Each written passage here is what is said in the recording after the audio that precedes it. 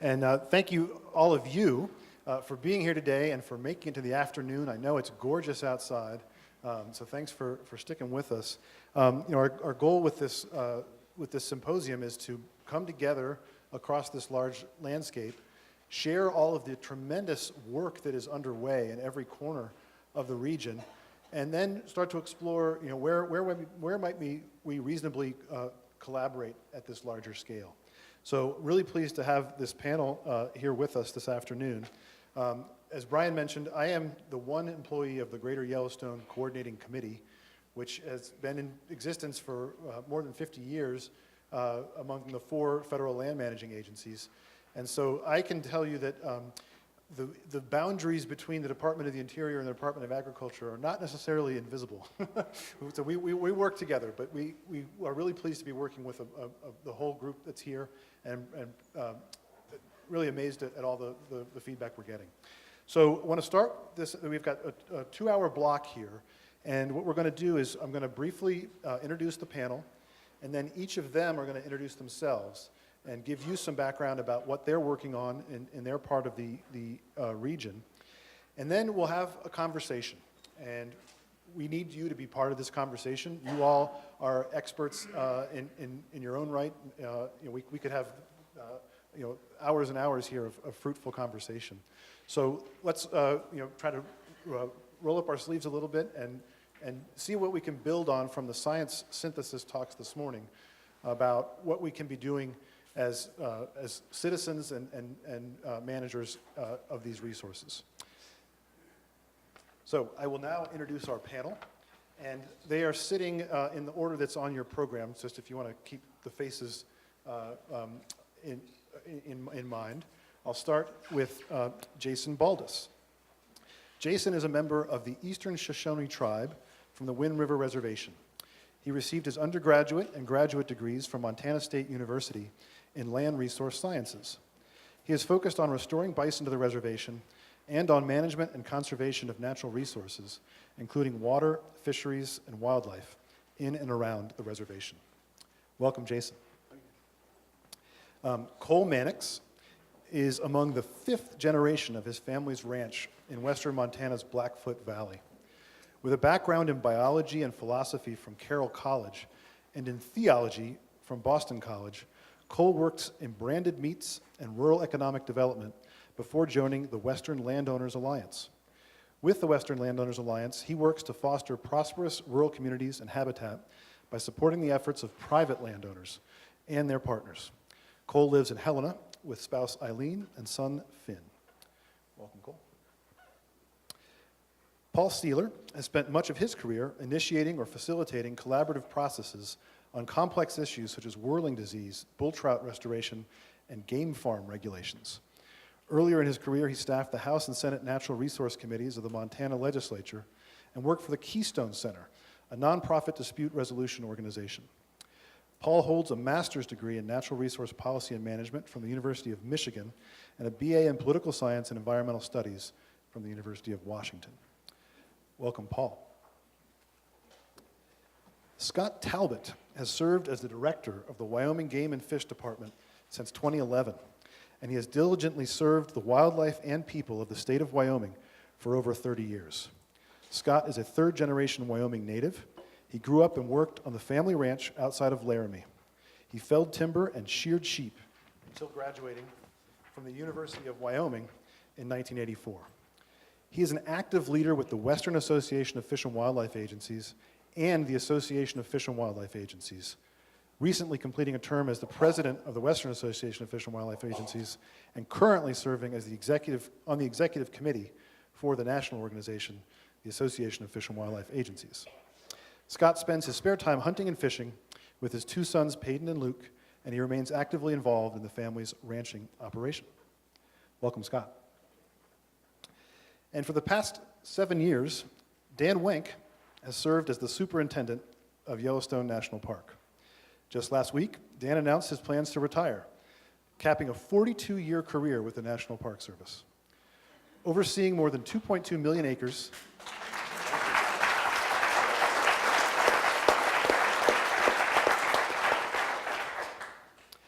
Overseeing more than 2.2 million acres and a staff of 800, Dan balances everyday decisions with the paramount goal of preserving the world's national park for the future, the world's first national park for the future.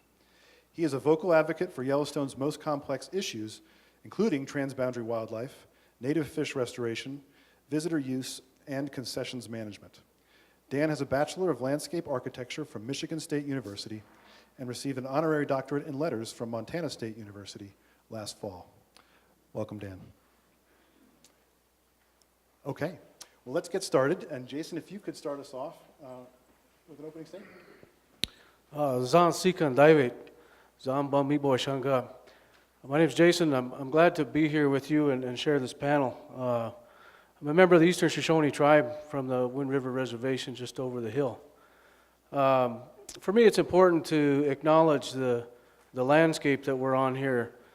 This is traditional territory for the Eastern Shoshone tribe, as well as 24 other tribes that historically use this area for fisheries and wildlife and other resources.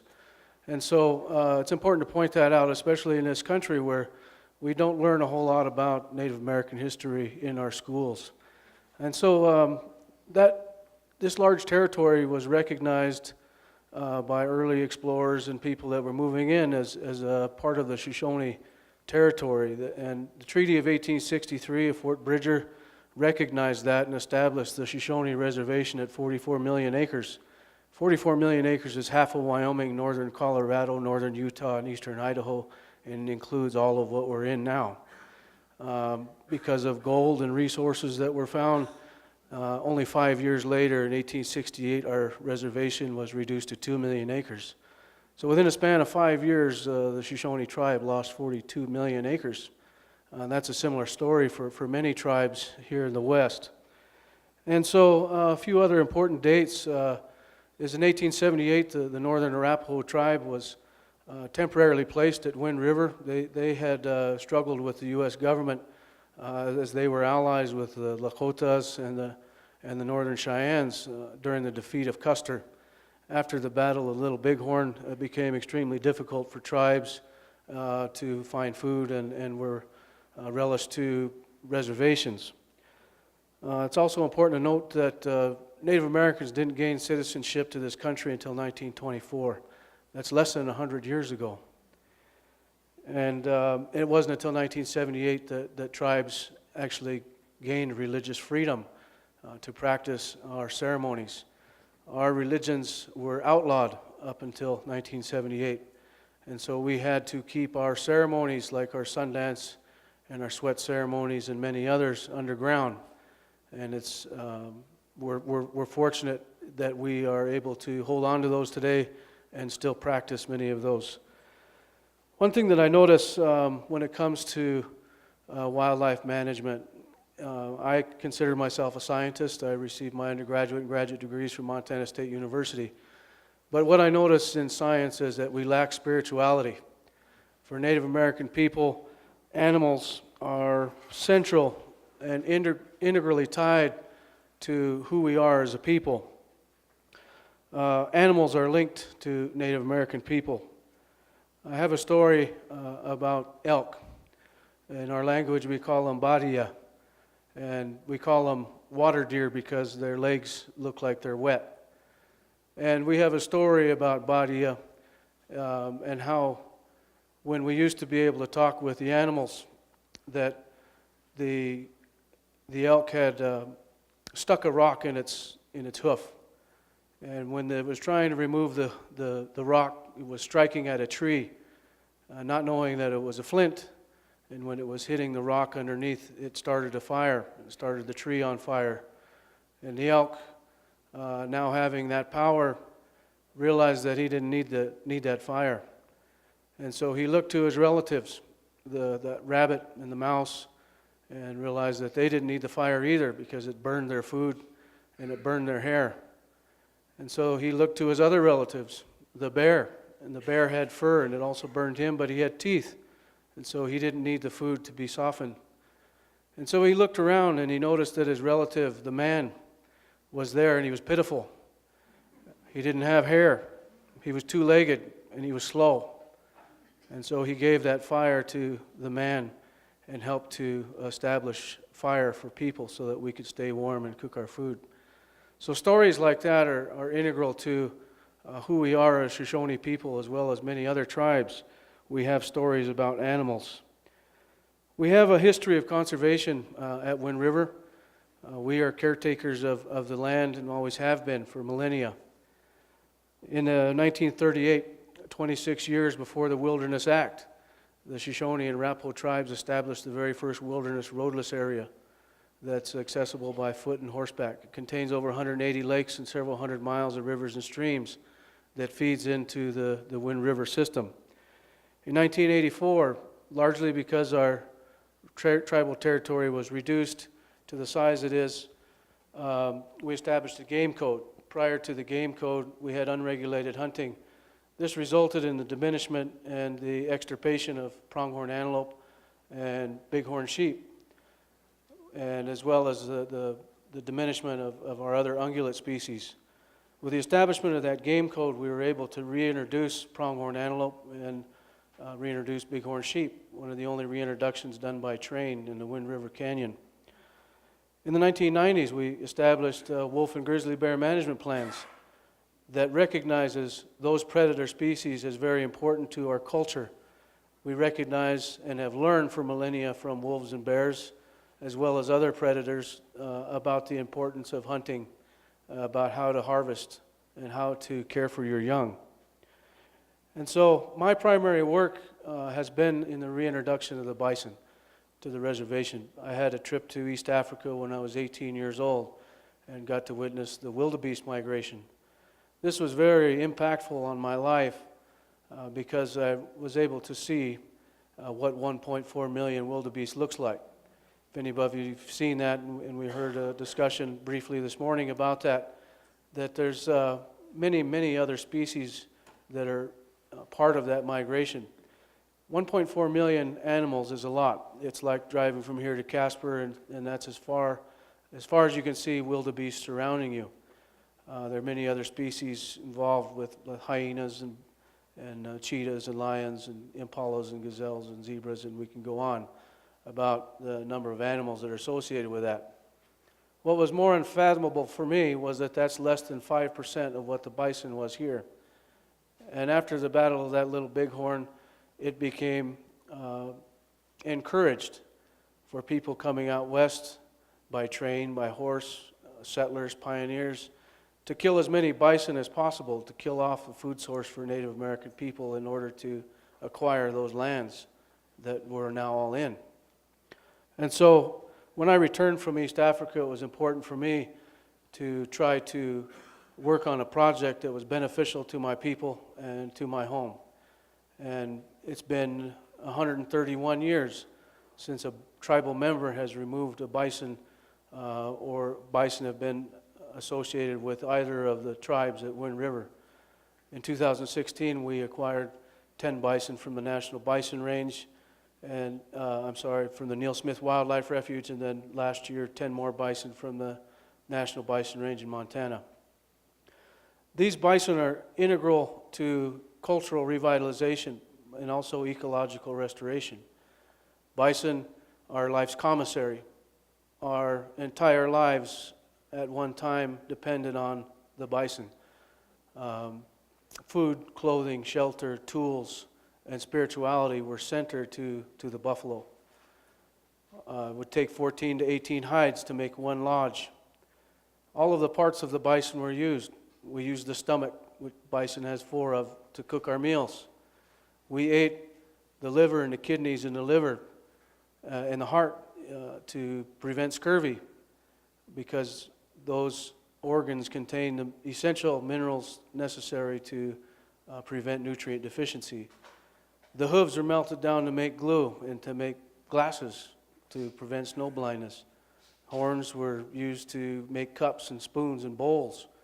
Bones were used to make awls and tools that were essential to everyday life.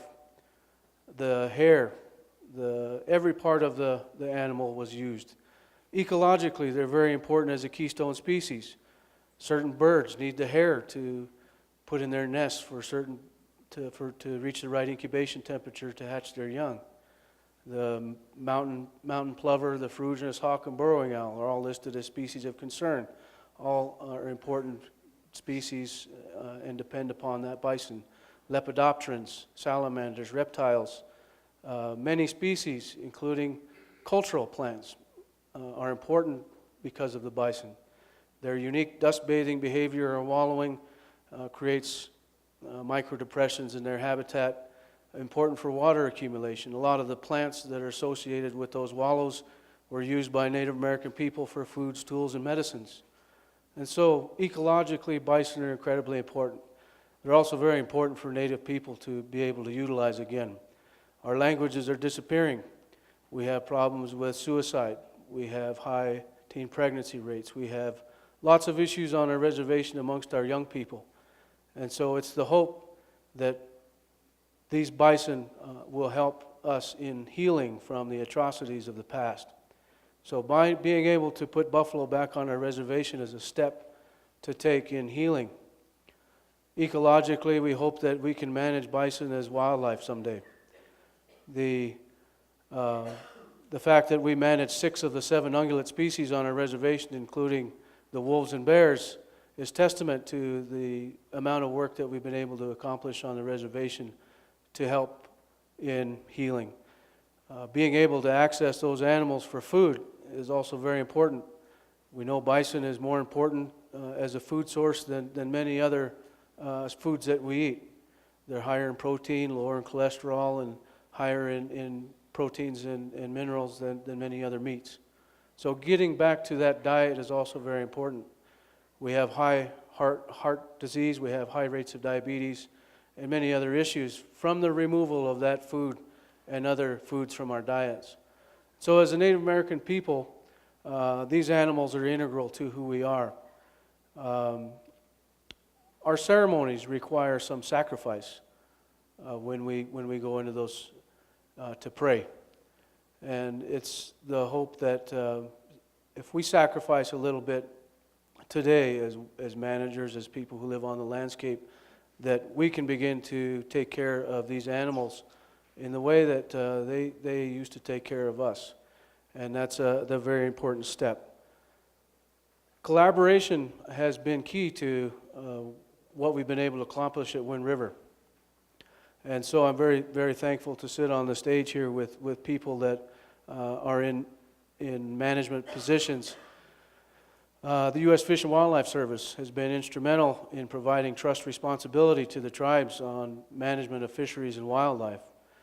Because of our treaty of 1868, federal agencies have trust responsibility to tribes in how and to manage our resources. Reservations were established by tribes and reserved by tribes from the government, not the other way around. Reservations weren't given to tribes, it was the other way.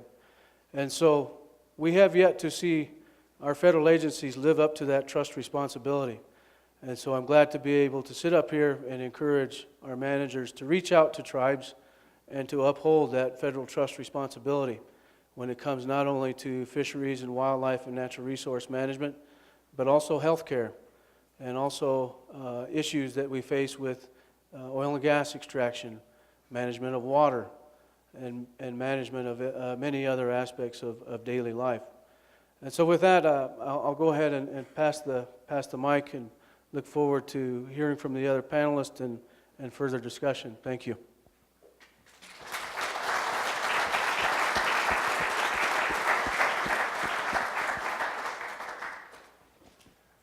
My name's Cole Mannix. I'm really honored to be here with you all today.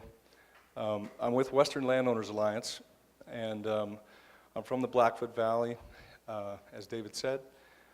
My family came there in the late 1800s, and we've been really fortunate to be there. We continue with my immediate and extended family to manage a ranch there.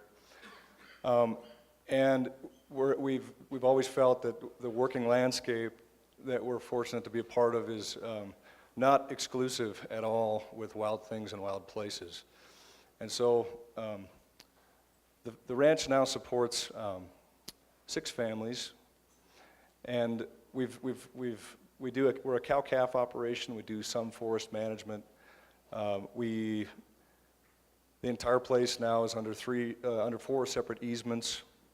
Over the years, in trying to add value to stewardship, we have a small grass-finished beef program that we market in the Missoula, Montana area. And we've been fortunate to be a part of a group called the Blackfoot Challenge, which has been, over most of my lifetime, an effort to manage the valley's resources based on consensus, based on what the people there wanted, which is very much an intact landscape, but that also provides a good living for the people who live there. And so what brought me to the Western Landowners Alliance was this recognition that what Western landowners had been working on was that it came about in 2013, and the concern was about initially these genetically isolated populations of critters on public lands. And the recognition also that very critical to those populations and their success was the interstitial spaces, the private lands, the working lands that connect them.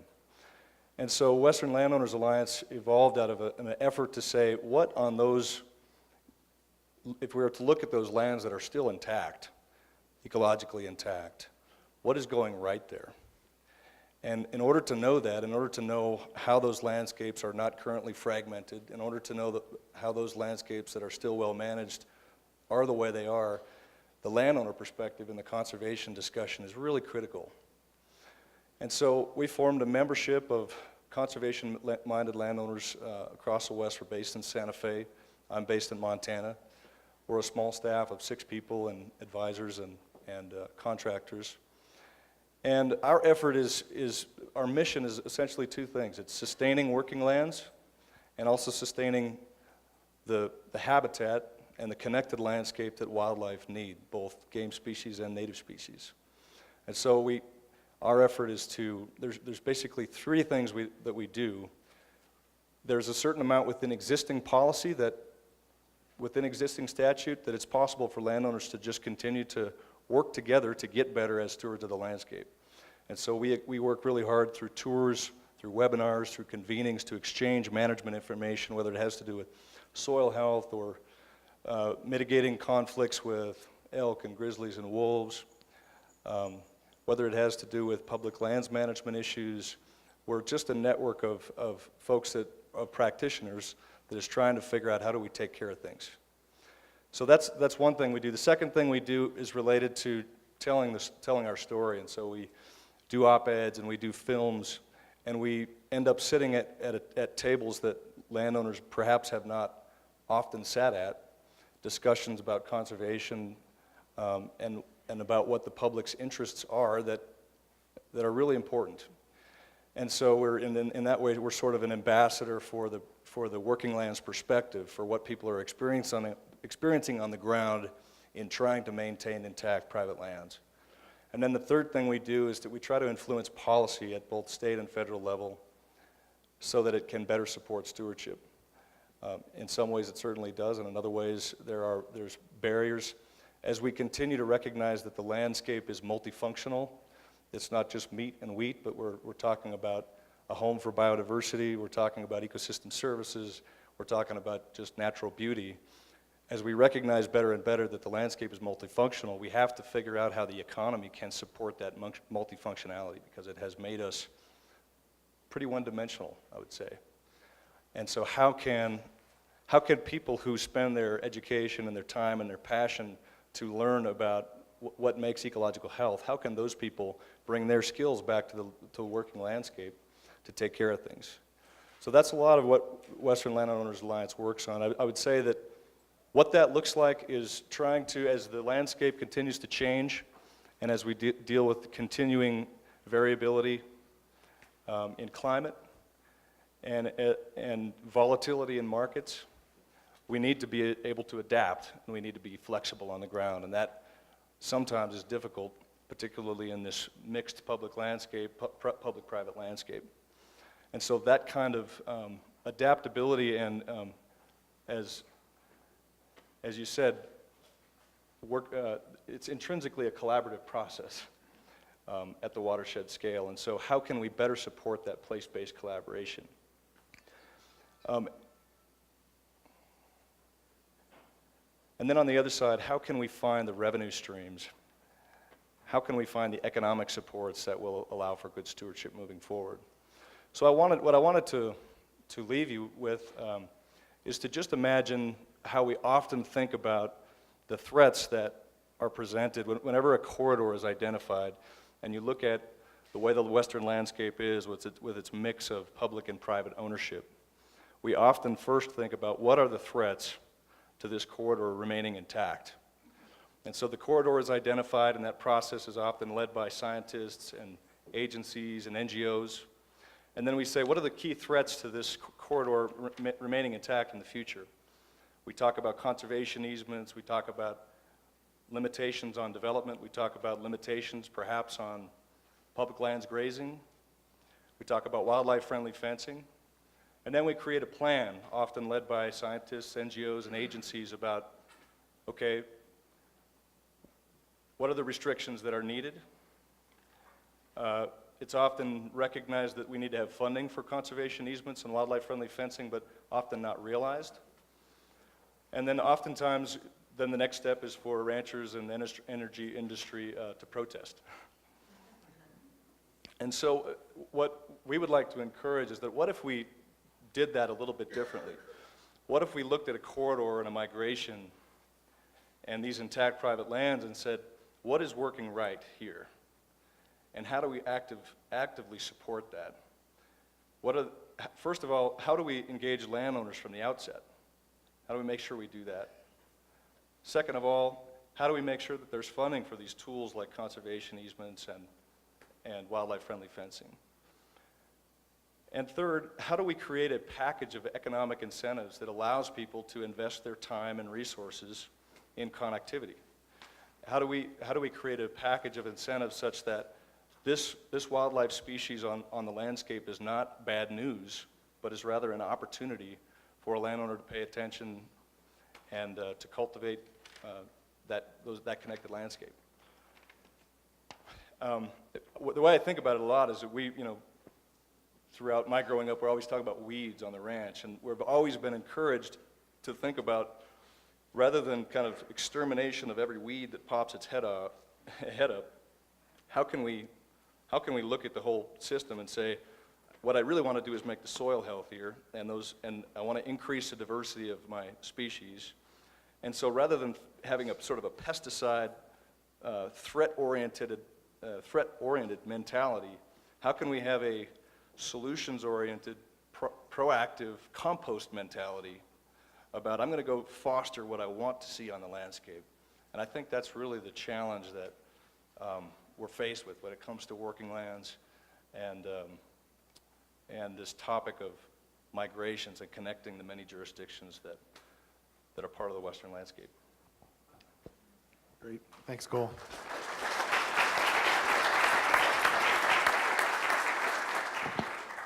We can already see we're going to be into a really good conversation here in a minute. Want to again turn it over to Paul. Thanks for making it here to Wyoming. Glad to be here. My name's Paul Seeler. I'm a Deputy Director with Montana Fish, Wildlife, and Parks in Helena, and I'm glad to be a part of this discussion today. Thank you. Fish, Wildlife, and Parks first started identifying migrations in the 1950s, and that was by horseback and snowshoe following animals, or hanging a pendant off the neck of a captured bighorn sheep with a big orange number on it so that we could track it up the mountain. And obviously the techniques and the technology have changed considerably since then. And we have quite a bit of information, especially on ungulates, but other species as well, about migrations. And some are linear and some don't migrate far, and some migrations aren't linear. But still, despite all of that, one of the limiting factors for us in taking action and managing and dealing with threats to migration corridors is lack of data and information. We know we have that sort of information on a fraction of the species, And for the species that we do have information for, limited number of populations or herds. So those presentations this morning were great, and also illustrated to me that sometimes in management there's a lag time between taking science and information and being able to put it into action. Unlike Wyoming and what you're going to hear from Scott, Montana Fish, Wildlife, and Parks does not have any formal initiatives related to migrations. We don't have any statutes. We don't have any specific rules related to migrations or any specific programs. But having said that, we have a lot of programs where migration is one component of what we seek to address. And I'd like to talk a little bit about those, which primarily are in habitat and then impact and mitigation assessments. And then talk for a moment about something that hasn't been mentioned today, and that's fish and fish migration, because I think there may be some lessons there. One of the things Montana has done right was in 1987, the legislature passed a statute, Habitat Montana, that placed an earmark on a portion of the hunter license dollars for habitat conservation. And that's been spent on fee title acquisitions, on conservation easements, and on leases. And the Mannix family is one of the ranch families that we've worked with on a conservation easement.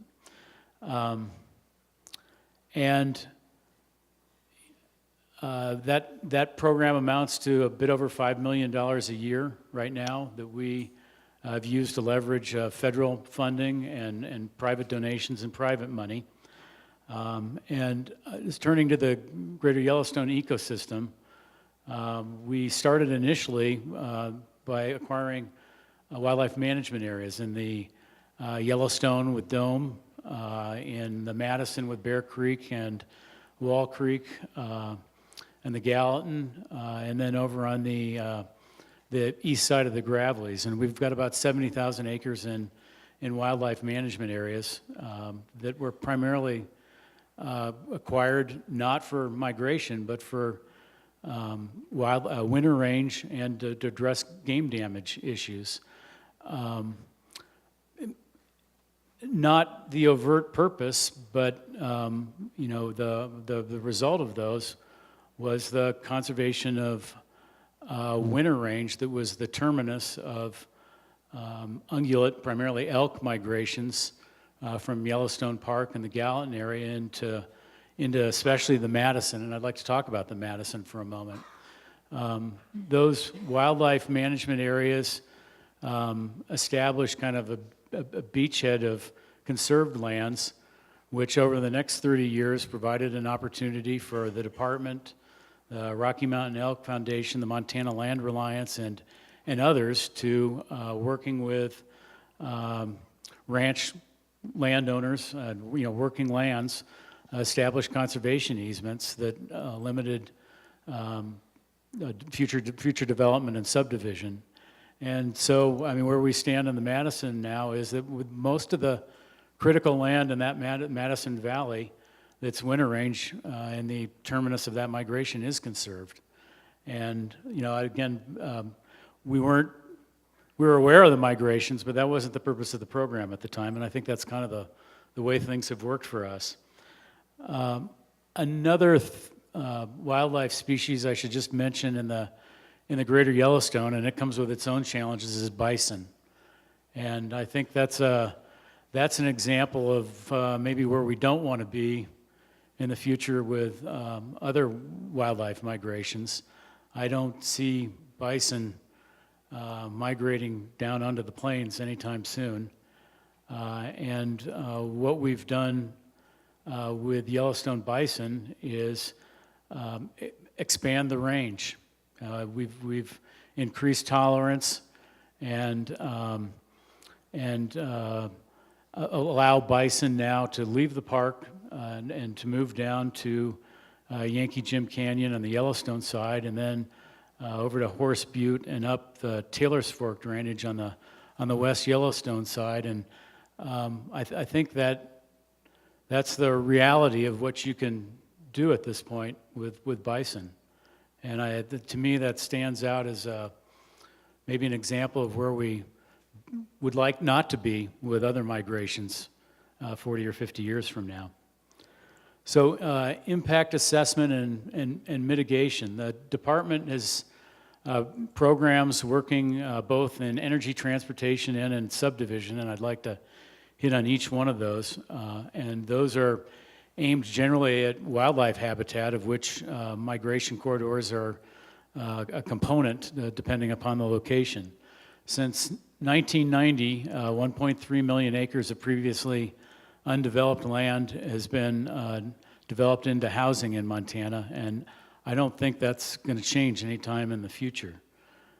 When you look at the Bozeman area and the growth going on in Bozeman, there were stories this past fall in the Bozeman papers about is Bozeman going to be the next Fort Collins, and how many 100,000 people might there be in Bozeman. That has really significant potential to affect wildlife habitat, wildlife migrations, and separating populations. The department to date has been active in areas, Bozeman, Missoula, the Flathead, where there has been faster than average growth for the state, in working with local governments on specific projects when there's a subdivision proposed, going in and presenting the wildlife values and seeking to make changes to that subdivision. And we've had some effect there at times and others not. And what we've been seeking to do most recently is to figure out how we get ahead of that curve so that we're not dealing with habitat concerns after there's already a proposal for some development, but before there's development. And Gallatin County has a growth plan starting up here in the next year or so, I believe. And the department's looking at how can we engage the community that does have an interest despite that growth in wildlife. That's part of the reason why people are coming there. But to engage the community with information and maps on habitat and migration routes to see what we can do ahead of time before there are proposals in the policy development stage and as Gallatin County plans for its development. In Park County identified in their growth policy as one of their goals was to work with the Montana Department of Transportation and Fish, Wildlife, and Parks on how to decrease vehicle wildlife collisions.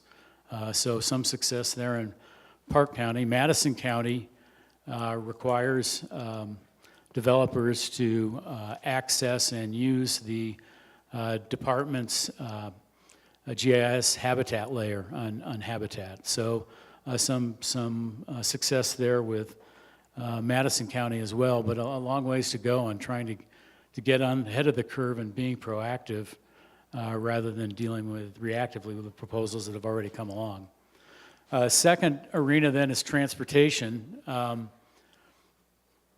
The Salish Kootenai tribe has really been the leader in Montana in terms of overpasses through tribal consultation with a federal highway project on Highway 93.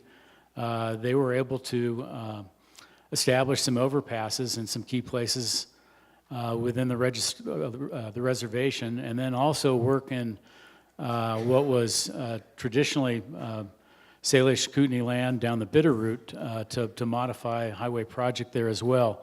The department worked with MDT and some NGOs looking at trying to get an overpass project on the north side of Yankee Jim Canyon where there's a significant elk winter range, and that was a private funded proposal and we didn't win the competition, didn't get it. So we've not had a lot of success with crossing structures and are finding that money available for that as budgets decline and as the Department of Transportation becomes more stressed in its budget with road building, those are a little less feasible, and we're looking at how do we develop some broader partnerships to help with that. And again, following Wyoming's lead, The two state agencies are working with some NGOs looking at holding a wildlife transportation summit in the next year or two. We have worked with Montana Department of Transportation again on projects, but like subdivision, it's after they've got a proposal in place, and that's of limited effectiveness. And are working with them. They're planning on a 10-year horizon, and we haven't been working on those time horizons in planning with them, and need to be. Just kind of a similar situation with energy development. We've worked at the project level on wind development and on oil and gas development, and have not figured out yet how to get ahead of the curve on energy development. One other area, and this is not the department specifically, but the department's involved with it, the WAFWA chat, set of acronyms there. The Western Association of Fish and Wildlife Agencies, which is all of the fish and wildlife agencies this side of the Mississippi, and the chat is the Crucial Habitat Assessment Tool. It's a GIS tool that each of the states have contributed to, and provides data layers of key wildlife habitat. And the crucial habitat, and that tool is housed with WAFWA. And the Mule Deer Working Group and the Crucial Habitat Assessment Tool team just this last year have started workshops across state boundaries looking at mule deer migration, and have added to that, as a portion of that workshop, discussion about policy. It's really kind of the start, I think, for states other than maybe Wyoming and some other places, having some discussions about what do we do to try to put something formal about policy into state statute and or state policy or agency programs. One workshop held last year, and I think one in Idaho and Montana coming in this next year. So, one other piece that we're starting. We're at the front end here. So I wanted to move on to fish, because we deal with fish. And as I was thinking about this symposium, I was struck by how much more active the fish managers in the fish world have been on working on migration issues related to fish than the wildlife side of the agency has. And I think the reason for that is that the catastrophic barriers in the fish world started happening 80 years ago with dams.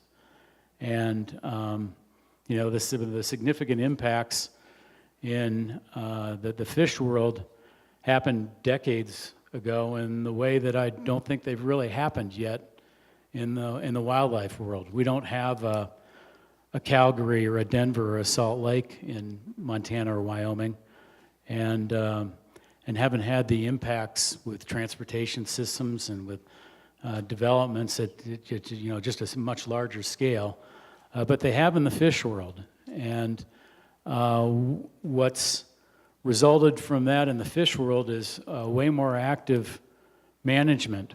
And it's taken a long time, but we've finally gotten to the point where we're removing some dams. In Montana, with the removal of the Milltown Dam on the Clark Fork River near Missoula. And that made a monumental change in bull trout migration. We've now got bull trout running from the lower Clark Fork up to the upper Clark Fork and up the Blackfoot, as well as West Slope cutthroat and rainbow trout moving up. In eastern Montana, we had a landowner, Roger Mugley, who had a diversion that was in his family name, the Mugley Diversion on the Tongue River. And it took a number of years, but we got that diversion removed as well. And similar sort of impact with fish migration, warmwater fish migration up the Tongue River.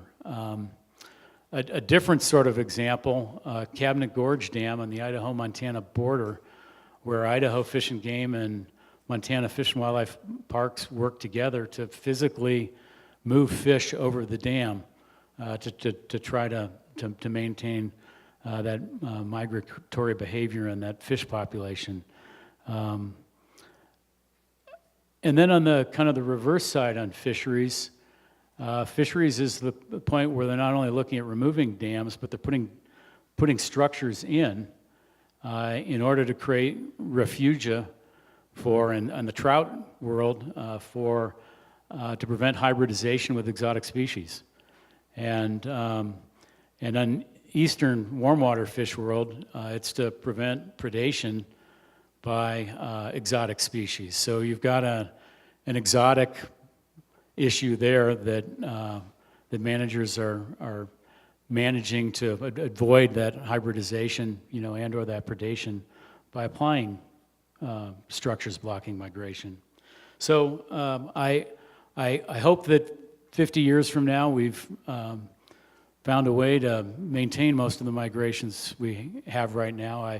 I fear that might not be the case, and that we may be looking to tools from the fish world and other places to deal with that fact. So looking forward to the discussion. Thank you. Great. Thank you, Paul.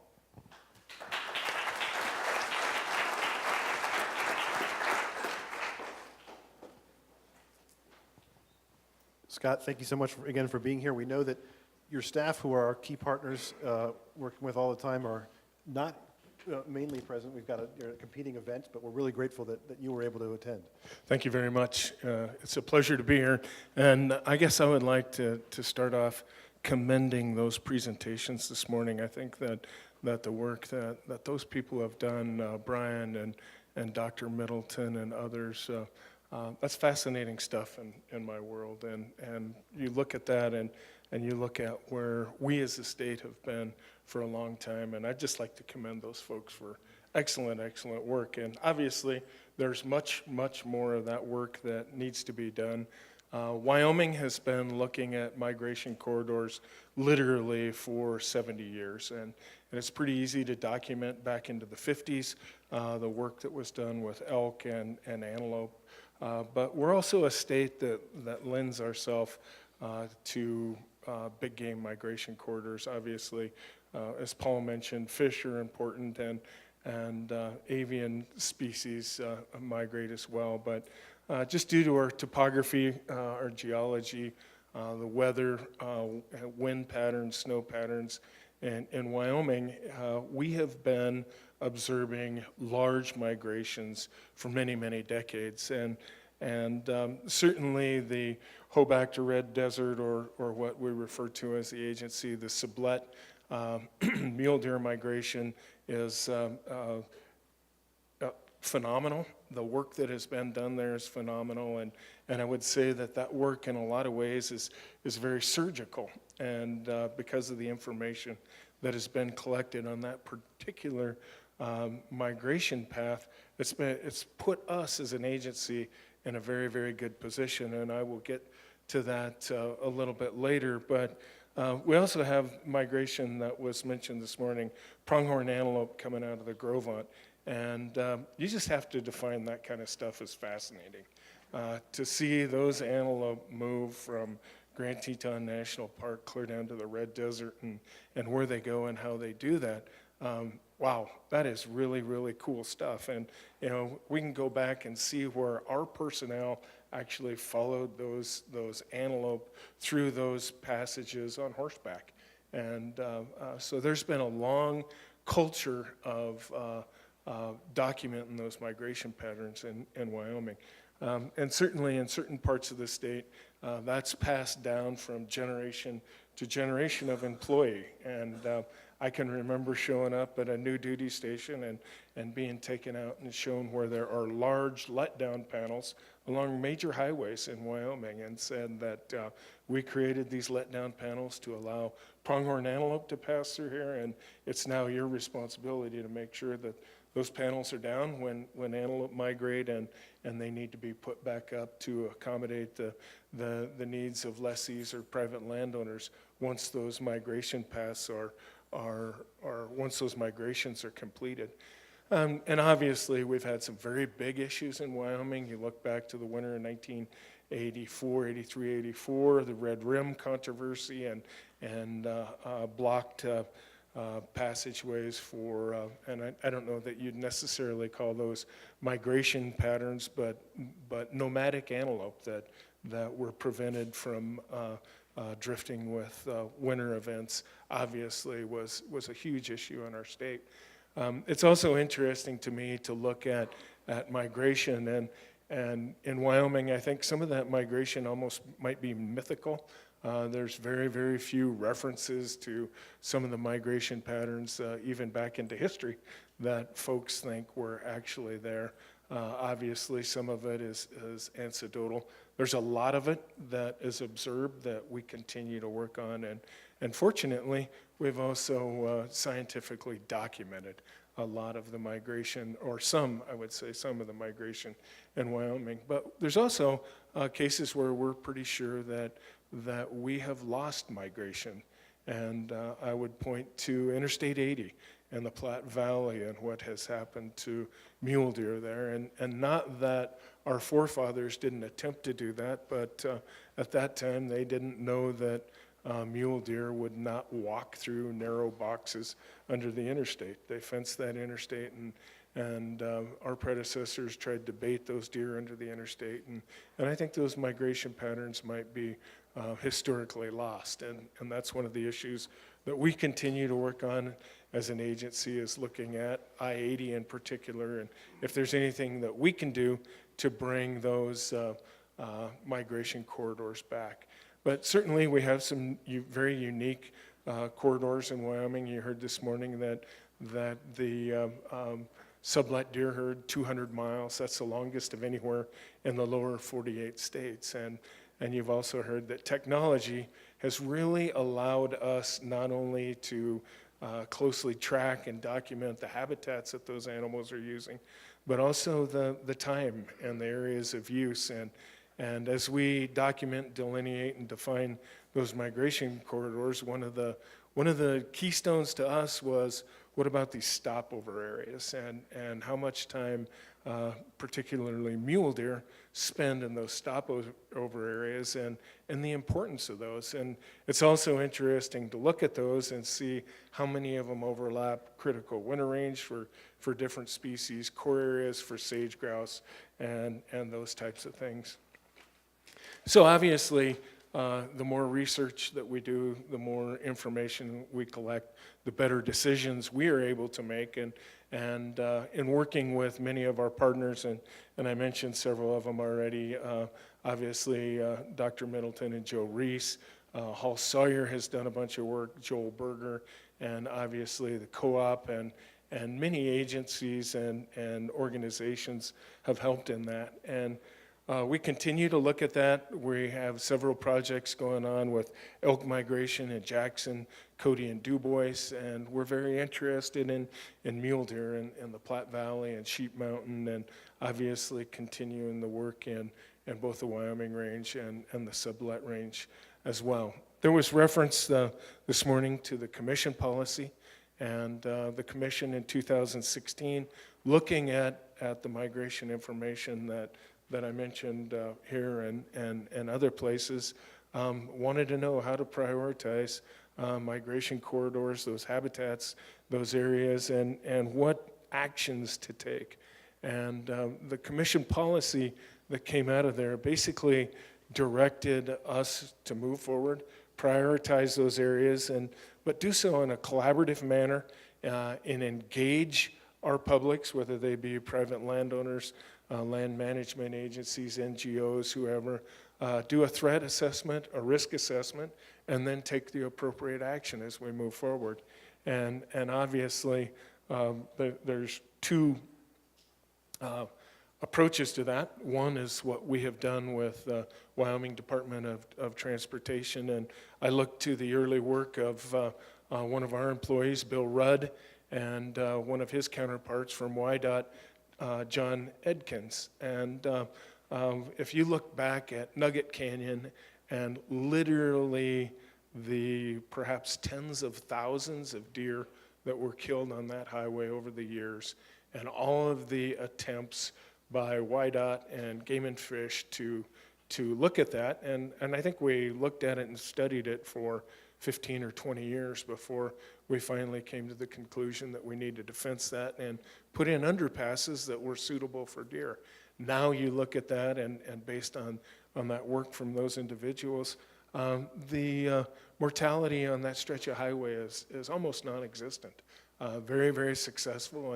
And then we were able to look at that work and look at the Grovon antelope herd and Trappers Point, the Cora Y, where some of those corridors were only a few hundred yards wide, and look at what fences, what highways are doing to those migrations. And obviously we worked with YDOT and the federal government and many, many other partners and put in those mini underpasses and 2 overpasses for antelope near Pinedale. That was an incredibly successful project. And then to follow up on that, and we're still doing a lot of work in the Continental Divide down in the southern central portion of the state, but the Baggs Highway as well.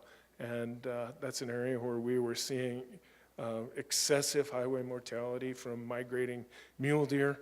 And again, we were able to work with YDOT and others to put up some fences and some underpasses there and move forward with that in a very positive manner, not only for the motoring public, but also for our wildlife resources. The other aspect of that is, and it's also been mentioned, is the secretarial order and other land uses and how we deal with those. And certainly when it comes to energy leases and those types of things that are in those migration corridors, core sage-grouse habitat and those things, our commission has directed us to comment on that and recommend the protection of those areas. And certainly the secretarial order is, we're viewing it as a very positive step forward. We've met with the director of that initiative, Casey Stemler, several occasions already, most recently last Friday, and I can tell you the information from the sublet mule deer herd and those migration corridors are going to come in very helpful. We've provided a bunch of that information to the secretary and made some recommendations on leasing and the development of those resources there. And hopefully we will see very positive actions come out of that. In addition to that, in Wyoming, we have many groups that are interested in migration corridors, and just to bring up one example of that is Muley Fanatics is a mule deer group in southwest Wyoming, based upon the actions of our first Wildlife and Roadway Summit, which was put together by Wyoming Game and Fish Department and YDOT last April in Pinedale. And the really impressive part about that summit to me is there was over 150 people there, and obviously there was a number of agency people there, but what was really impressive is there was a lot of folks from the conservation arena there that sat in and participated in that, and there was a broad array of public and interest in there. There was legislators there, landowners there, and as a result of that, that meeting, those folks that lead Muley Fanatics approached a legislator, and they actually got legislation passed last year in Wyoming to develop a wildlife conservation license plate. And all of the funding for that license plate goes to roadway work with wildlife crossing, migration corridors, and that. And during that legislation, the costs associated with that license plate and the fees associated with that license plate continued to increase. And I'm not sure exactly what the purpose of that was. I have my ideas that there were some folks that didn't want to see that license plate pass. And you also have to realize that there have been dozens upon dozens of attempts to get license plates passed through the Wyoming legislature that failed. And this one passed, and I believe the initial fee is $100 and then $50 per year. The original projection on that was in the neighborhood of $325,000. We all know how little $325,000 will do when you start working at these projects. And the final projections of that, once it's passed, is about $1.5 million a year. You can leverage $1.5 million a year and make a pretty significant difference. So we'd certainly like to thank the efforts of those folks, and we look forward to working further on our wildlife and roadways and where we go forward with that. So I guess just in parting, I would certainly commend the work that's been done. I was talking to some folks yesterday. They wanted to know what our priorities were. And we have a lot of migration corridors in Wyoming. You saw the map this morning. There's at least 4 elk migration corridors that come out of Yellowstone alone. Several of those migrations end up on private land, so we have to deal with those private landowners. We have to deal with land management agencies. We have to deal with state land management agencies. And I guess I would just like to reiterate that in order for us to be successful in this arena, we have to be very, very collaborative. And whether it be the Park Service, the Forest Service, state lands, game and fish, private landowners, working together, we can make a difference. And we have a huge amount of work to do. And so I think we have just begun, and I think that this work is work that's very worthwhile. Thanks very much, Scott.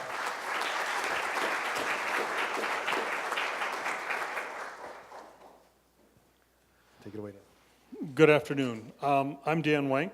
I have the honor and pleasure today to represent the Greater Yellowstone Coordinating Committee on the panel. Most of you know the GYCC and why we exist.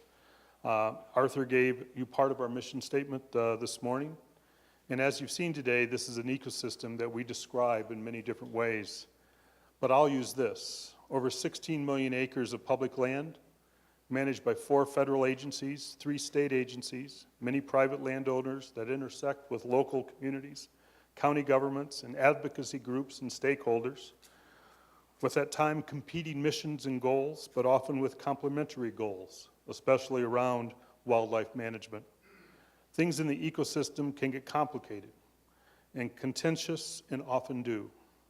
In many ways, I applaud the controversy because it shows that people care, and they care deeply about wildlife issues in this ecosystem. Can you imagine how difficult this would be if nobody cared?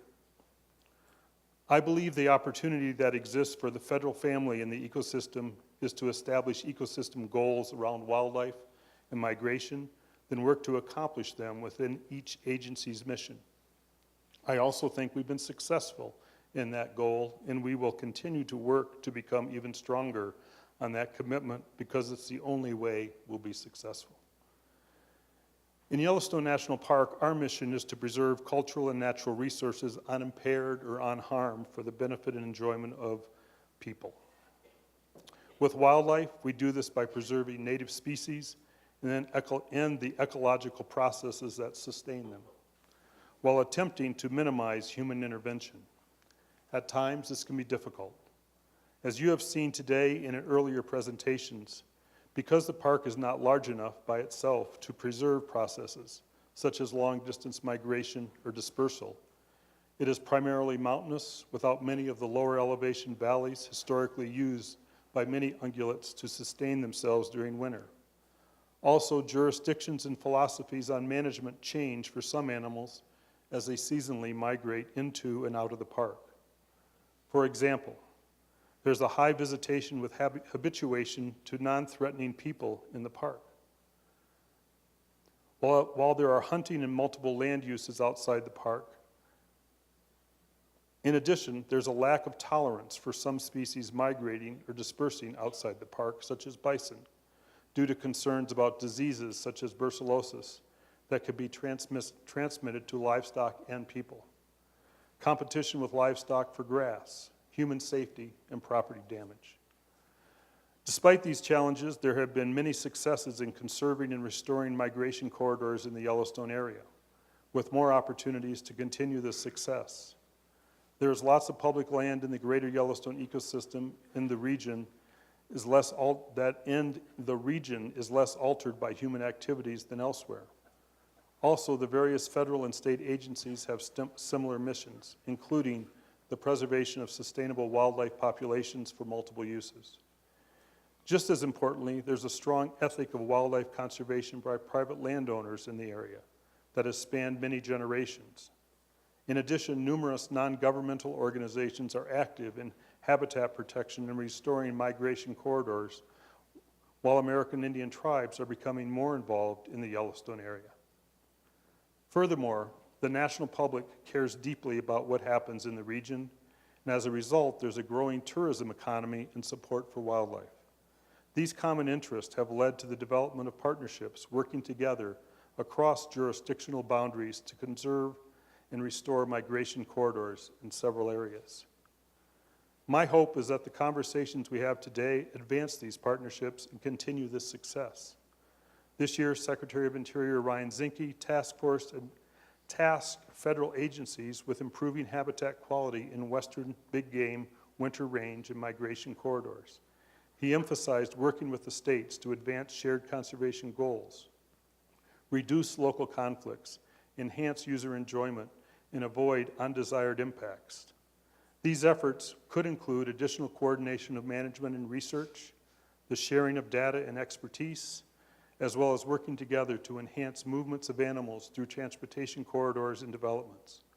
Also, there's a need to be flexible and adapt management to address social and economic concerns through the prompt management of animal-human conflicts and adequate funding and staffing for wildlife agencies.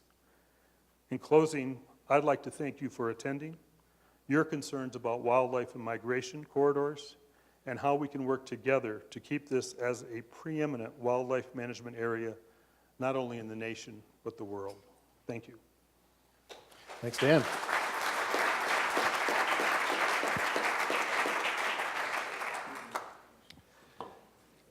Fantastic. Well, it's great to hear from each of you about the work that you're already doing. And I think the question moving forward is, what can we do together going forward? And so we heard, Jason is working to restore something lost. Paul and Scott and Dan are working to maintain something looking ahead 50 years that could be lost.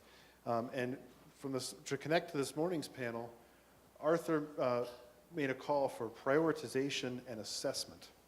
And I guess I'm curious, we heard a few examples, the WAFWA work, Scott, the work that you've already done.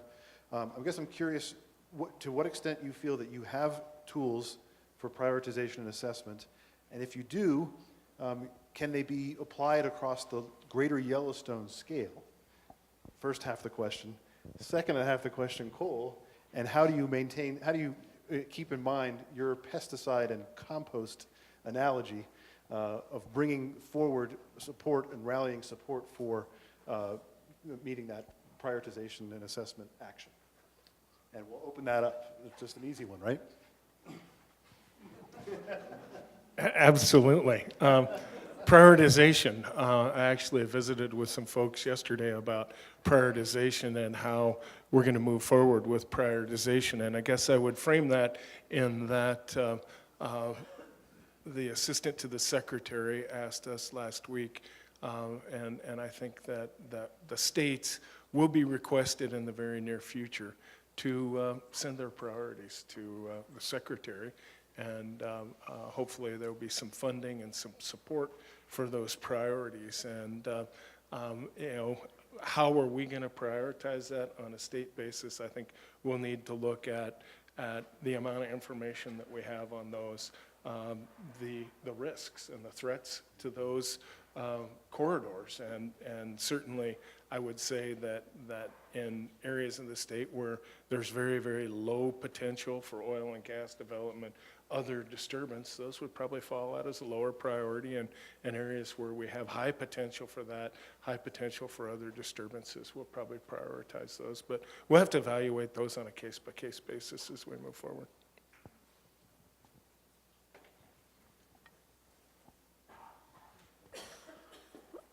For prioritization on the reservation, it comes down to our tribal leadership. As far as migration goes, the tribes have teamed up with the Wyoming Migration Initiative and the University of Wyoming to be able to contribute some knowledge about migration on the reservation. Oftentimes, when you look at maps of the GYE, the reservation is oftentimes excluded. And so it's the hope that with collaboration and working with these educationally, but with agencies, that we'll be able to understand more about our wildlife and how they're moving, specifically to elk, because we have high populations of elk. We have upwards of 10,000 elk on the reservation, and we want to understand more about where they're headed and what they're doing, not only in the Owl Creek Range, but also in the Wind Rivers.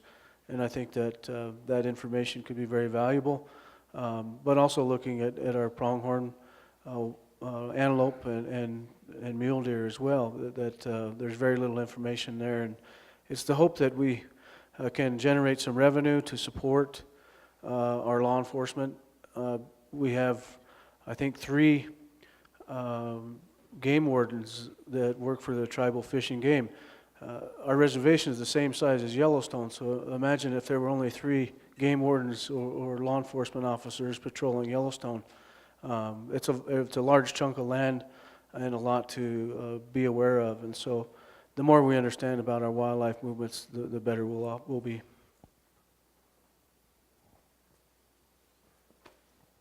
In terms of compost, money, I guess I see, what gives me hope in the end is if my own agricultural community, which I think there's a great deal of land ethic there, and I believe that there's an opportunity to partner even to a much larger scale with the conservation community that shares our values, where we share a great deal of values. And I think that so many of the problems we face require collective action. And so to build the kind of trust and the understanding of what's happening on the ground, and the realization that there's a great deal of shared goals when it comes to both the health of land and livelihoods. Just in those shared values, I think that there's a great deal of opportunity, because then you can design, you can design your system, whether that's state policy, whether it's federal policy, whether it's the collaboration at the community level. Then you can design the system to achieve the shared goals. So I think it's a lot of the opportunity is basically just recognizing how much common ground there is in, we like to talk about the working wild at Western Landowners Alliance. And in terms of economic solutions for actively fostering ecological health within what's already possible, there's a great deal to be sort of captured by just seeing what other landowners are doing. There's a great exchange that's going on across the region about to what degree can we market products with a stewardship message behind those products and with the stewardship reality behind those products. It's a big challenge, and it's only a small piece of the puzzle. But to a degree, that's possible. To another degree, there's mitigation opportunities that are increasingly possible for water and habitat, and that's a tool that needs to be on the table. There's various recreation and amenity opportunities. There's certain things just really inspire me where maybe what you didn't expect becomes a great economic driver. We're hosting a conference this fall in Billings about this economics of working lands and wildlife that National Geographic is helping with, and there's a woman from the Sandhills of Nebraska where really supported a cow-calf operation supporting one family, and they've created a couple different enterprises around ecotourism and farm tourism that have brought 2 full families back to that landscape, as well as restoring it to a great degree. And I think that there's already a lot of opportunities to just be creative. And then just at a larger scale, I think that figuring out if we recognize the value of a stewardship that balances the multifunctionality of the landscape, if we can really agree on that, then we can look at what are what are the ways to capture the ecological services that we're not currently capturing, and also to recognize the ecological disservices that we're not paying enough attention to. And that's a big, that's the rest of my lifetime, and so I'll just leave it at that for the moment. One of the things that we've heard about is we've heard about priorities, we've heard about funding, we've heard about the lack of funding, and I would just say, the visions that we may have, vision without funding is just an hallucination. So we have to figure out, how, we're going to fund some of these things and how we're going to work together to get things done. That is to all of our mutual benefit. Great. Well, I think with that, we can open up to the questions from the audience and really try to continue this conversation. You've heard a lot of specific, concrete actions that are underway, and you've also heard from some possibilities for working together here at the landscape scale. So, questions from the audience?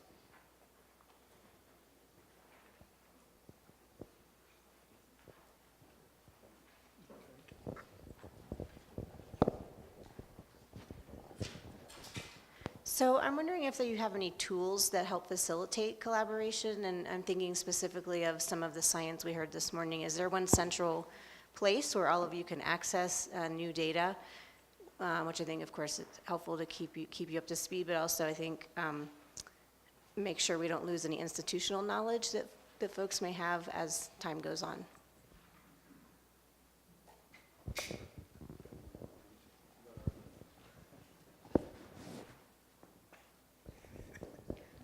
I guess I might take a stab at that as far as collaboration, and certainly I think that the Wildlife and Roadway Summit that we started is an excellent beginning of that. And like I said, when we had that meeting last year, we had over 150 people there. There was probably only maybe 30 agency people from both the YDOT and from Game and Fish there. And the rest of the folks were, like I said, private landowners, they were legislators, they were representatives from all types of NGOs and interested public there. And so I think that as far as beginning that collaboration, that's certainly a beginning point, I guess. And we'll have to build on it and go from there. But, with the work of those individuals I mentioned on the license plate, now we're going to be throwing about $1.5 million on there. I think that will bring more people to the table, and hopefully will bring lots more funding to the table. And so as far as the collaboration goes, I think it takes a lot of work, and that is a starting point for us. As far as, data and historical knowledge, that's difficult. Obviously, the data that we as an agency collect and the studies that are done are archived, and Paul mentioned the WAFWA, and we work with the University of Wyoming to have large databases to store that data. Another challenge, I guess, for you would be, how do we keep that data updated?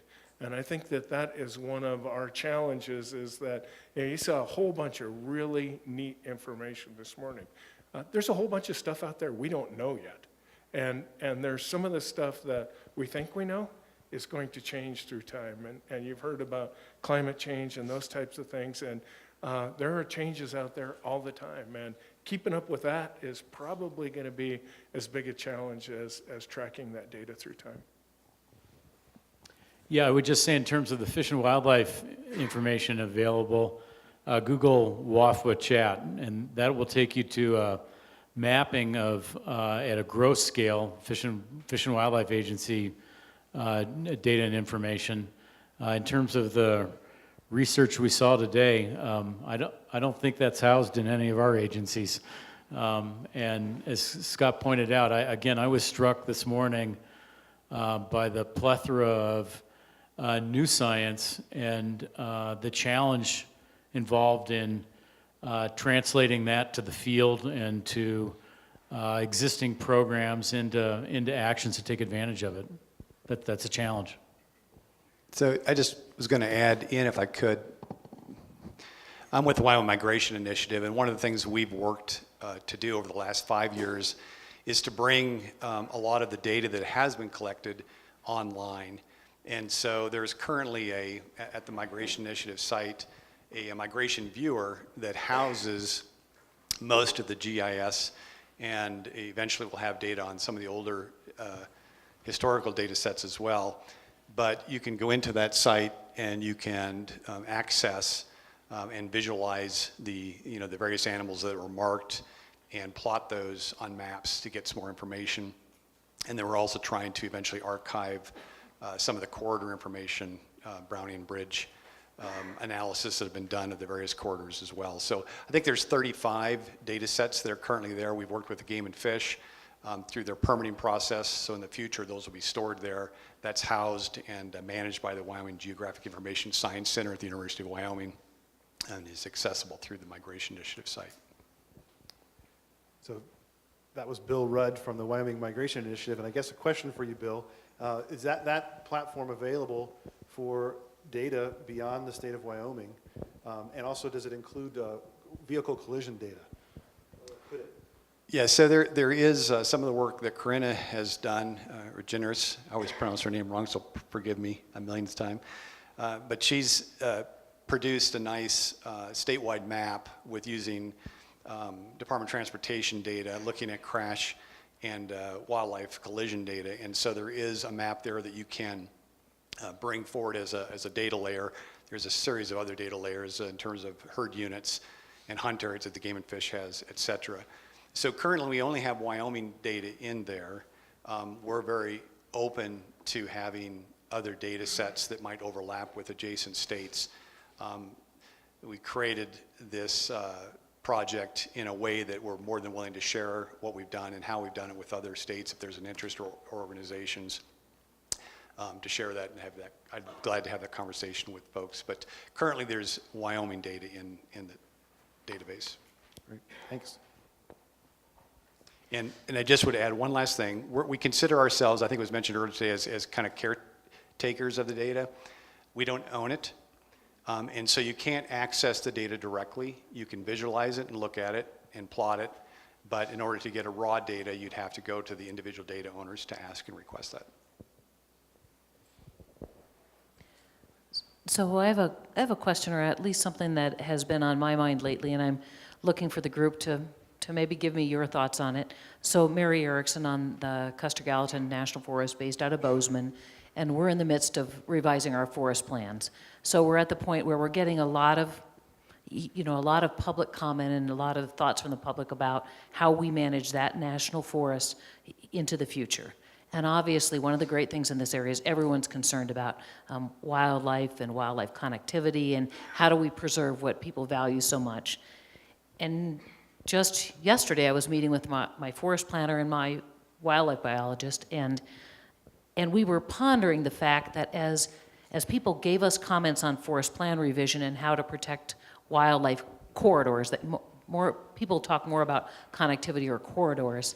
So much of the input we received as a forest was the need for more and more prohibitions against things on the national forest. We should eliminate more livestock grazing. We should add more recommended wilderness. We should really prohibit more and more uses of the forest with the idea that that would promote connectivity, often not exactly well-defined, but this view of more natural processes. And again, really respect those perspectives. And then at the end, I was sitting there with a biologist on the planning team, and she was acknowledging so many of those issues are really the issues around development and human development in Gallatin County and the expansion of population and subdivision and all those things that no matter what we do, really, the range of management actions on the national forest is really not what's causing risk to the perpetuation of species. And so it left you with this really interesting dilemma about people are commenting on what we would put forth as plan direction on a national forest, and the most compelling issues are really off the national forest and how we participate. So I would put that out there. It's kind of the dilemma for the federal family, which is looking beyond boundaries and how do we better participate in those things when it's it's a little bit outside our mandates, and it's also in an area where we don't necessarily have authorities or jurisdiction. So just really interested in thoughts on that. Mary, I'll start. I guess I in some way share your concerns. I mean, I feel like Justin Goody, our Chief of Research, and I were talking this morning about migration corridors, and that we really have a pretty good model for how to work with the Forest Service on that from other work that we've done with the Forest Service and through forest plan revisions, and over time there's a way to deal with that. And likewise, listening to Cole, I think we've got mechanisms to work with private landowners. The things I'm not quite sure how to deal with are the climate change. It's the social economic factors that lead to development and human movement that you can't affect. That are those seem to me to be the bigger threats that I'm not quite sure how we tackle those.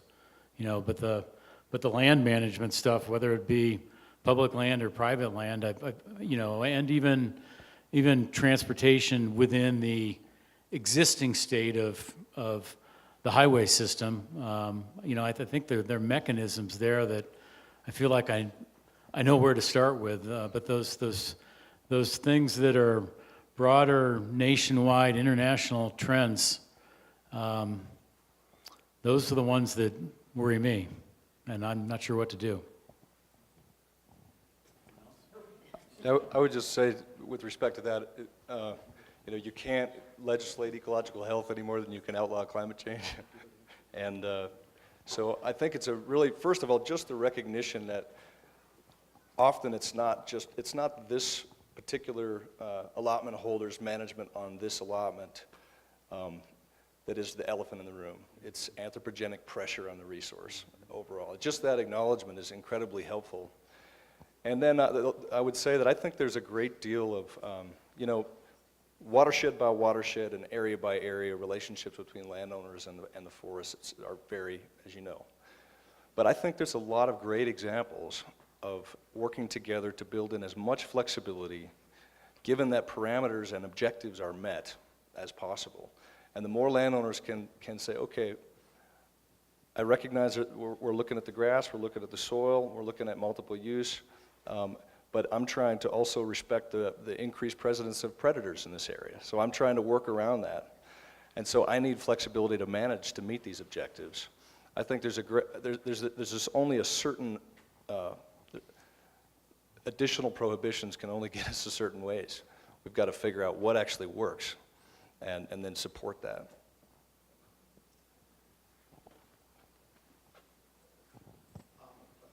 Can I just add one quick thing to that? I'm not sure what the number is. I think it might be 20 or 21 counties within the greater Yellowstone ecosystem. If you look at the migration routes you were talking about today, that probably gets to be a lot more counties, throughout the three-state area. Many of those places, there's a lot of amenity migrants. People want to come and live in this ecosystem. They're coming to this area. There's development. I have no confidence, and I don't know the facts on this, so I'm just going to say this as speculation, but I have no confidence that one of the considerations in those counties that have zoning ordinances, clauses, rules, whatever the right word might be, that wildlife corridors are included in those counties in terms of consideration, where they allow development, how it should be allowed, or what the considerations should be. And I think that one of the things that collectively we should all look at is how are the decisions being made about the additional pressures in terms of development within the ecosystem. I'll second that. Mike, could I ask a question, though? That's right along the line of what my interest is. I was wondering if it would be interesting if someone did an overlay of all the private lands or counties that have no zoning or land use division regulations. And I guess all the data in the world can be collected but when it comes down to boots on the ground decision-making, that's where really, in my opinion, the rubber hits the road. Just like what you were talking about in terms of local regulations, acknowledging the data and the importance of the data in terms of wildlife movement. I don't know what the answer to that is, but obviously it's a political one.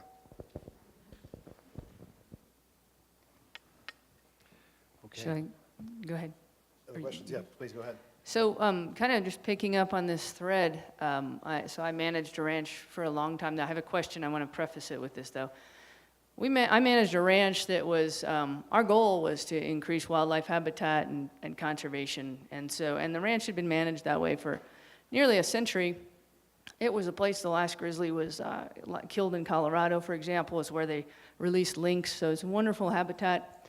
And so at one point, a planner got hired for the county. The county decided to implement a land use code. And I was an urban-based planner, came out and said, well, we should protect wildlife. Let's do some overlays. Let's do some zoning to protect the wildlife. So they got all the data to find out where the wildlife was, and lo and behold, it was right on top of our set of ranches, right? And so they said, well, we've got to protect that wildlife from those ranchers. So let's pass a bunch of land use restrictions, right? And that is the kind of no good deed goes unpunished thinking that persists all the time. You look at the Forest Service, for example, and you find a wildlife corridor, and the public says, oh, let's protect it from the rancher. Instead of saying, why are the animals using that spot? Something's going right. How can we support it? And what's not recognized is the more you regulate, the more you restrict, the more you make it difficult for those lands to stay intact, to stay in business, because ultimately these are businesses, right? And so we've got to change the thinking. So my question to you all is, as Arthur brought up earlier, how is it that, one more preface is, most ranchers really don't like it when their ranch shows up on somebody's map. Right? It's almost always something bad is going to happen to your ranch or you or your livelihood, right? So how can we make a map of a wildlife corridor or a wildlife overlay be something positive so that it increases the value and helps keep those lands intact by composting rather than by a sort of pesticide approach? So I'll ask the panel that. You know, I might take a stab at that, and looking at the commission's approach when we designated the sublet mule deer corridor. And there were several private landowners in there, and obviously Wyoming Stock Growers Association, Wyoming Wool Growers Association, those folks were very concerned about what happens to Rancher X's land when you designate it as a corridor. And we had a number of meetings with those folks. We sat down with them and explained what our role would be. We are not a regulatory agency when it comes to private or public land. We would simply identify risks to those migrations of whatever it be, and we did the same thing with core areas on sage grouse, and the governor led that effort as we went through that. So I think that we have been in Wyoming very successful in sitting down with private landowners and coming up with a collaborative approach on how we can work together to protect migration corridors and also habitat for core areas and sage grouse. You know, I would say that the times when I think landowners have been okay with their land being on the map, and you know, kind of the situations that are counter to what the situation that you described is when we're working with a watershed group in local communities, and it's landowners, NGOs, and agencies sitting together trying to solve the same problem, and there's maybe a greater sense of influence, if not control, by everybody involved. And it seems to me those are the instances that I see in my experience where we don't have the situation that you described.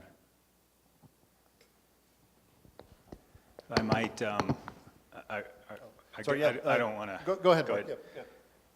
Well, this is an incredibly rich topic. I really appreciate that perspective. I'm Mark Newcomb on the Board of County Commissioners here. So I first of all really want to point out that there's a real strong stakeholder group, a lot of folks here today working on just these kind of issues as we move forward with our land development regulations, trying to address protection and stewardship of our natural resources. So I really appreciate Tom Segerstrom with the Teton Conservation District and a lot of others who are here. I also very much appreciate the Greater Yellowstone Coordinating Coalition to put on this effort, and I think that we are truly in the meat of the issue right now. What we're seeing here is that there are private institutions that can address to a large extent working with large landowners to try and ensure some permeability of wildlife, but as those lands, those incredibly valuable lands, roll over and turn over, whether it's in 35-acre parcels or smaller parcels, kind of legacy parcels, given our land development regulations, it's a new type of owner. They want a certain kind of fence. They want a certain kind of landscape, you know, sort of a cultivated streams, ponds, buck rail fence that has a whole nother set of implications for wildlife. And that's where we're really at the heart of our, you know, this kind of contest between protecting, stewarding our natural resources and private property interests. So that's kind of one issue that I would love to hear you speak to a little bit, but also what efforts are out there, are underway to try and get back to that notion of this, you know, wildlife that to some extent is a public good, has a value, you know, has a value for you, has a value for me, an implied value, and how can we translate that into a stewardship ethos so that private organizations, individuals like myself are willing to step up, kick in money, real money. Teton County, it's real money to protect these wildlife corridors. Thanks, and that'll be our last question. Any responses to Mark on that?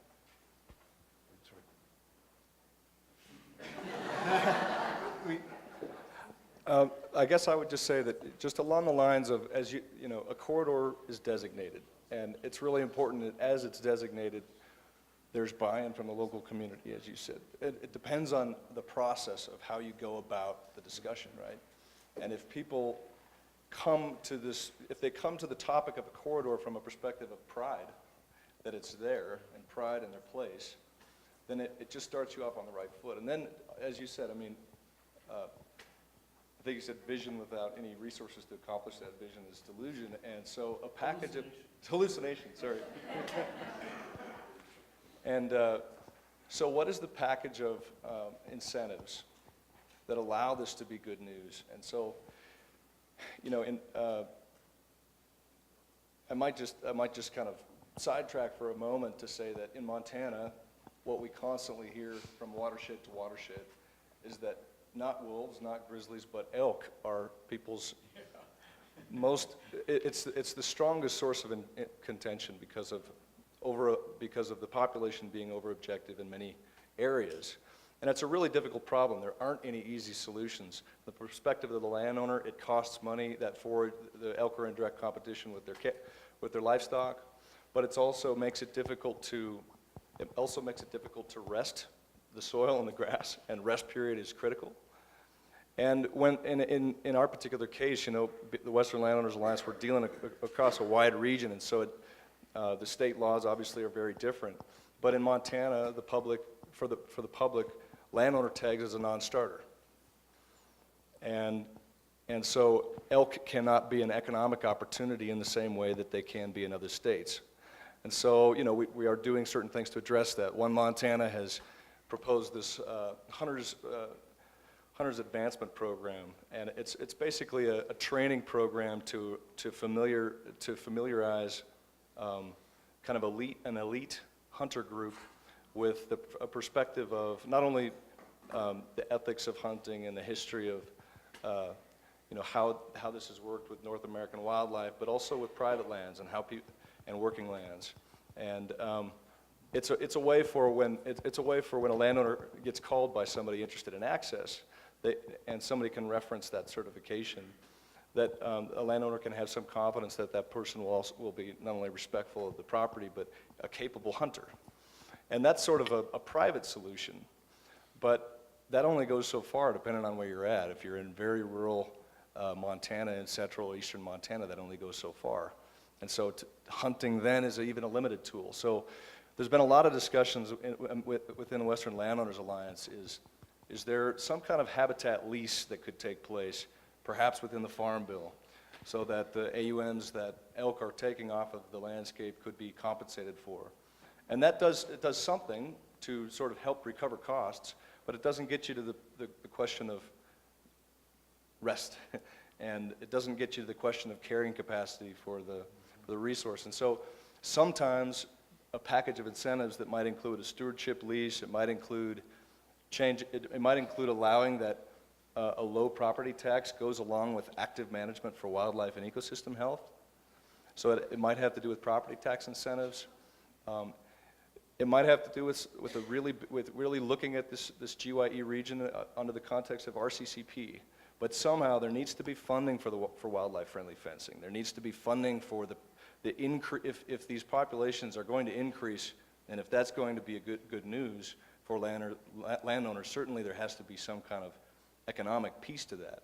And then in some cases, we really do need to have a discussion about limits, because the resource itself has limits.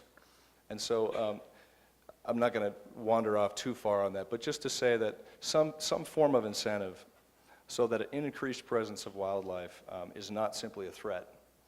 And also a recognition that you can continue, whether it's agriculture or whether it's energy. I think Arthur used the example earlier today about the difference between a particular oil and gas development near Cody and more intensive development here in the Upper Green. And even energy development can be done in a way that is much less of a problem, much more consistent with healthy wildlife habitat. So I'll leave it at that. Thank you very much. So we are out of time for the panel. I want to wrap it up with some final thoughts from you, and sort of bridging into the next phase here, the networking and the poster session and the evening opportunity to interact, and thinking about next steps. So we've learned today from some of the cutting edge science, the synthesis of migrations at a scale from the greater Yellowstone up to the hemisphere. We've heard from colleagues on this stage and throughout this theater that you're all doing really similar and innovative and important work. We've just been through a number of very detailed, we got deep, as Mark said. So is there something that you are going to leave here today that you want to go work on together, or at this greater Yellowstone scale? And do you have any other final thoughts? And we'll just hear from each of you as we close this out. And who would like to start? I guess my final thought, and it's somewhat in response to the recent comments. From where I sit, sort of at the place where things seem to migrate from and to, in many ways, is we have, thanks to counties and states and private landowners and stakeholders, it's pretty successful. And it's working pretty well. And I think what we need to do is we need to hear from you in terms of when it's not working and what we can do and what are the future opportunities. Where can we look and what kind of things aren't we taking advantage of that maybe are out there that we can take advantage of. But we have, there's a lot of success out there. And that's thanks to a lot of the private landowners and the people who, as has been said, private landowners who have a 100-year ethic, have run their, over a 100-year ethic and have operated their ranches or their lands, with an ethic of wildlife. And so I just want to make sure that we can find, it gets more complicated. For every complicated problem, there's a simple solution that's wrong. We have to find the solutions that are right. I guess I would just add that I look forward to the good commissioner figuring out how to send us lots of money. If you figured that out, let us know. Clearly, there's a huge amount of work that we have left to do, and I agree with Dan. I think we need to look at our successes and say, look at the things that we've done right. And there's huge challenges out there, and a lot of that has to do with bringing people to the table and adequate resources to do that work. I'd start by saying that I agree with everything Cole just said here a moment ago, and I think we do need new tools in the toolbox and new incentives, and that gets to Dan's point about hallucination and the gentleman in the back who made the comment about political action, and it seems to me that the science and the data and the information are necessary to move forward, but those alone aren't sufficient. And to me, that part of that next equation that Arthur has brought to the table is the communication piece on the science and information and bringing a broader recognition to the needs. And I do think migration is a good, safe kind of way to portray that conservation need and broader conservation needs. And so I think there is a need for more communication and more shared understanding and more shared vision with society to be able to translate that then into the action that's needed to create the programs and create the funding and create the incentives that Cole was talking about. I guess my closing thought is just that I am really grateful for the beautiful place this still is, and I feel like there's a great opportunity for the region, and so I'm really grateful to all the work that's been done long before I was around, and I think in terms of collective action, there's a lot of opportunity, and it all takes funding. And so I guess the final thought I will leave you with is that we continue to hear, and I think in rural areas throughout the West, in Montana certainly, that our economy is growing faster than any other place in the country, and that most of that economic growth is focused in the urban areas. And that pressure it can also be looked at in a positive way in terms of people love this place, and they have resources.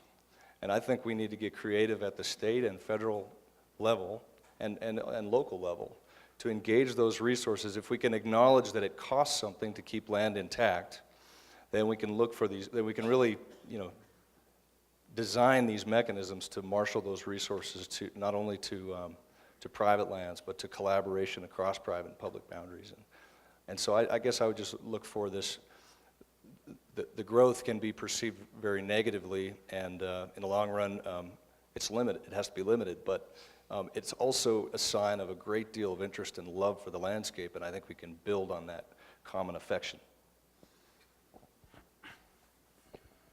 A lot of the work that I'm involved in is on tribal lands and deals with Native American tribes, and specifically to bison.